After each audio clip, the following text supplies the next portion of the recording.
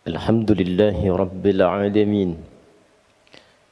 الحمد لله الذي فرض الجمعة للمؤمنين لنكون من الذاكرين، والصلاة والسلام على رسول الله الذي أرسل رحمة للعالمين، نبينا وسيدنا محمد وعلى آله وصحبه وذرياته وأمته إلى يوم الدين.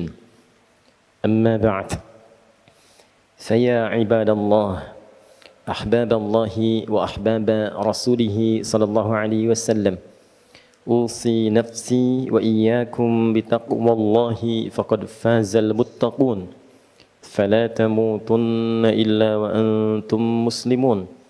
فقال تعالى: يا أيها الذين آمنوا اتقوا الله حق تقاته ولا تموتن إلا وأنتم مسلمون. Hadirin jamaah Jumat rahimani wa rahimakumullah. Kita mengawali khutbah Jumat ini dengan bersyukur pada Allah Subhanahu wa taala. Alhamdulillah, kita masih diperkenankan sampai dengan detik ini untuk beriman dan membuktikan keberimanan kita kepada Allah dengan menunaikan ibadah Jumat berjamaah. Semoga Jumat ini dijadikan oleh Allah Subhanahu wa taala sebagai Jumat terbaik di antara sekian Jumat yang telah kita tunaikan. Hadirin, seperti diketahui bahwa khutbah Jumat itu dipandang sah berlangsung jika setidaknya memenuhi 5 rukun yang pokok. Ada satu bagian yang diperdebatkan di kalangan ulama, namun ulama sepakat dengan 5 pilar, 5 rukun yang pokok ini.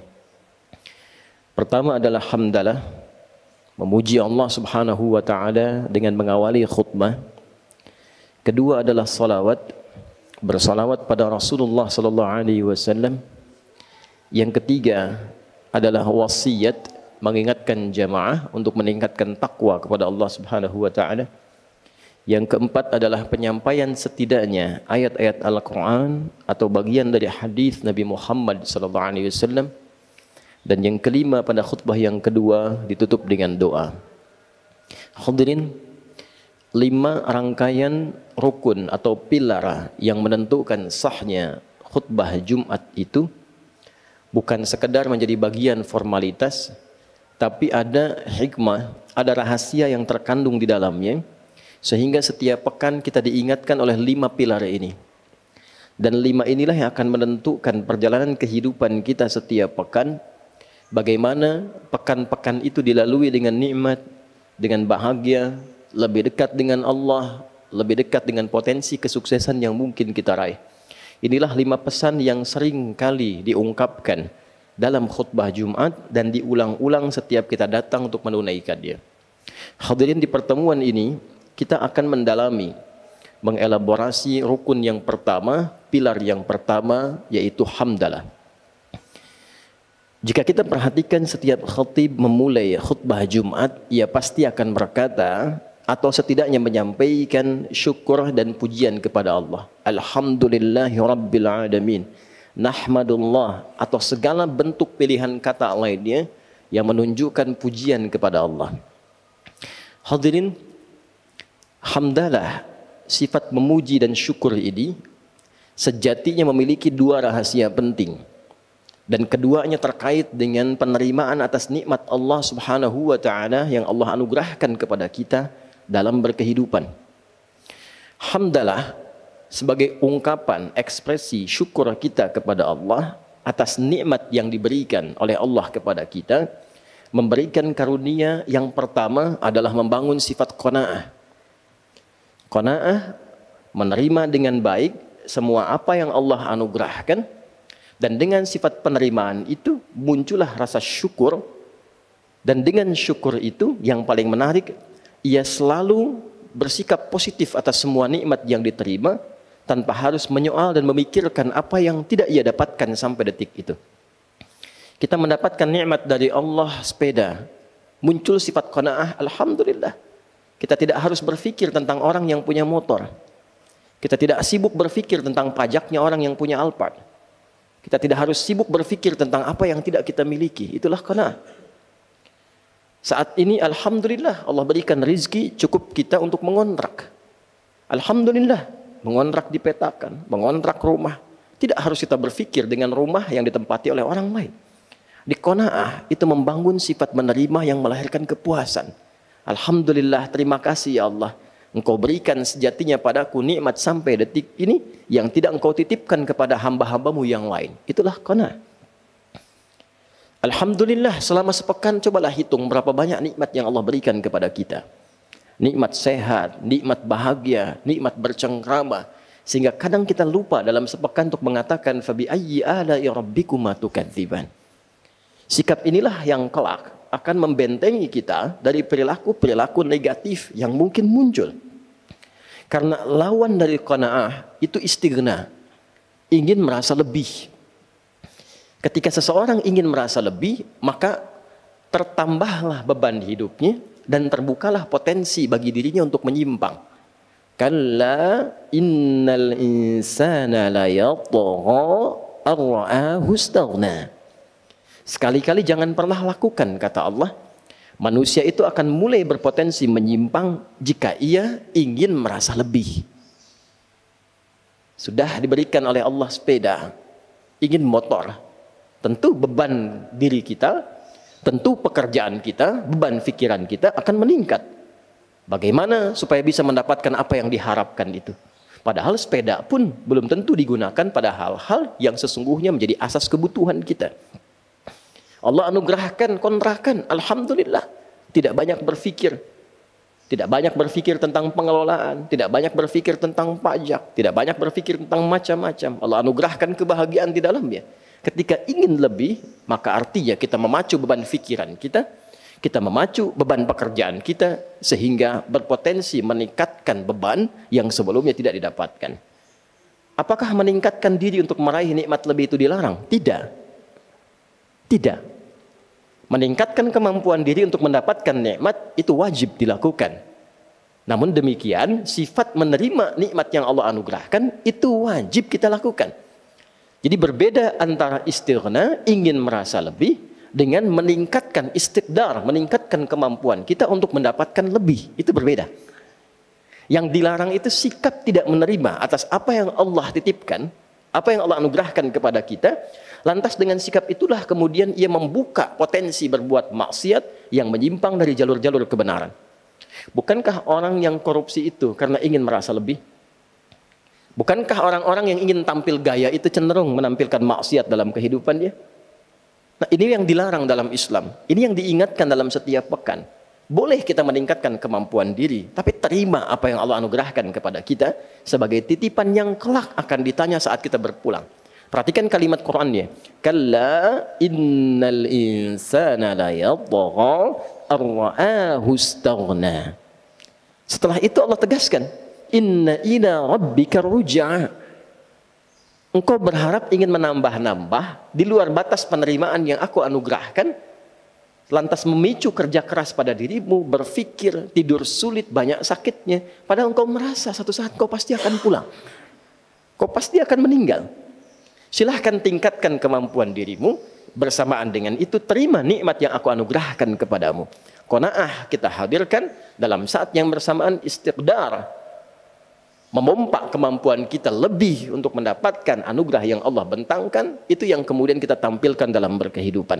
Belajar tetap, jangan disalahpahami, sudah qanaah saja dengan kemampuan sekarang. Tidak, baca buku lagi, belajar lagi, tingkatkan lagi. Tingkatkan etos kerja lagi, dengan sendirinya nikmat akan datang.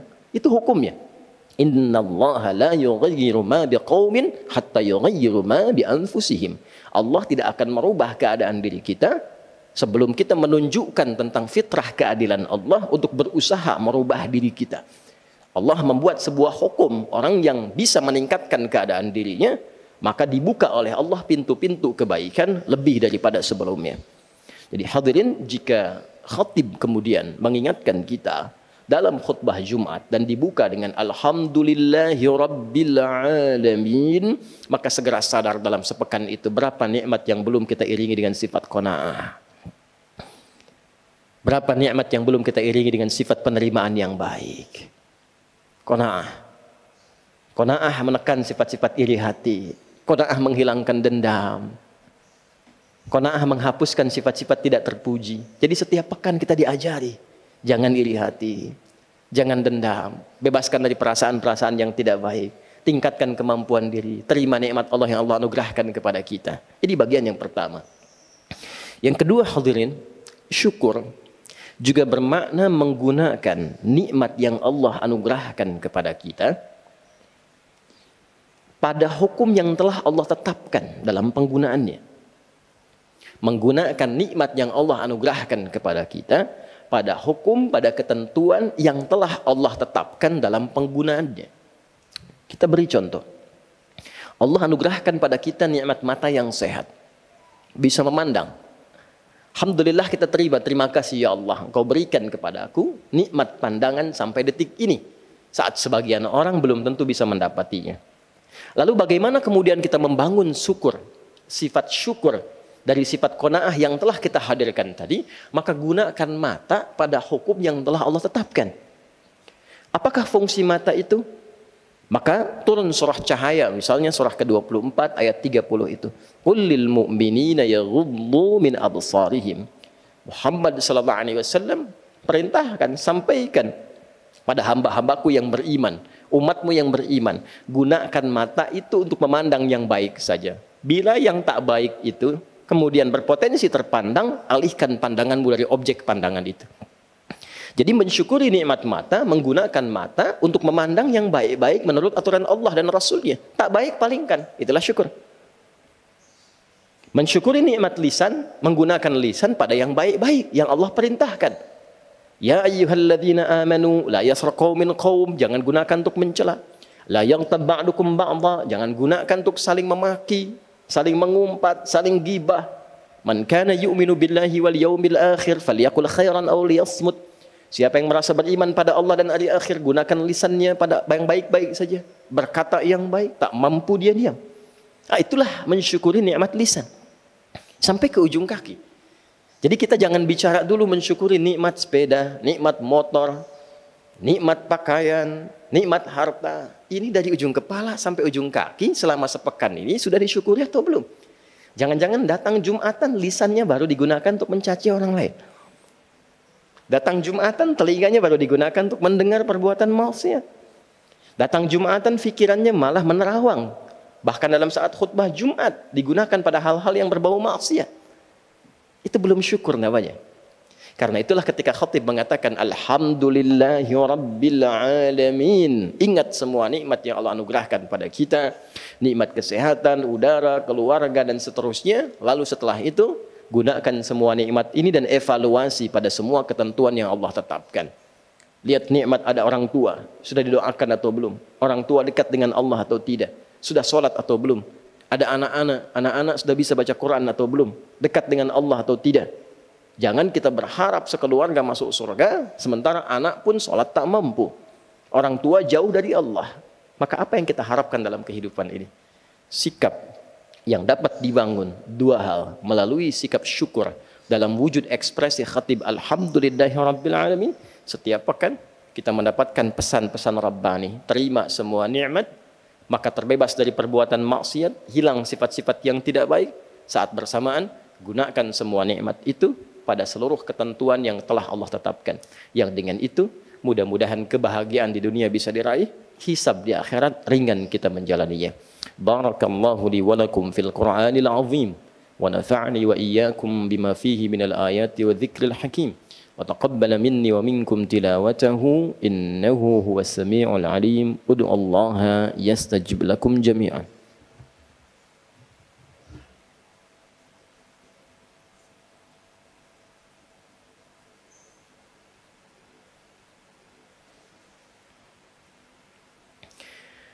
Alhamdulillah wassalatu wassalamu ala rasulillah wa ala alihi wa sahbihi wa man walah wa ba'd. Faya ibadallah, usi nafsi wa iyyakum bitaqwallahi faqad fazal muttaqun fala tamutunna illa wa antum muslimun. Faqala ta'ala ya ayyuhalladzina amanu ittaqullaha haqqa tuqatih wa la tamutunna illa wa antum muslimun. Hadirin, sebelum kita berdoa pada Allah Subhanahu wa taala, perkenankan khatib mengingatkan dengan singkat bahwa dari 5 pilar rukun khutbah yang disampaikan oleh khatib, hamdalah memberikan 2 pesan utama. 1, membangun sifat qanaah, menerima nikmat yang Allah berikan kepada kita agar kita mampu menjaga diri selalu dalam kebaikan.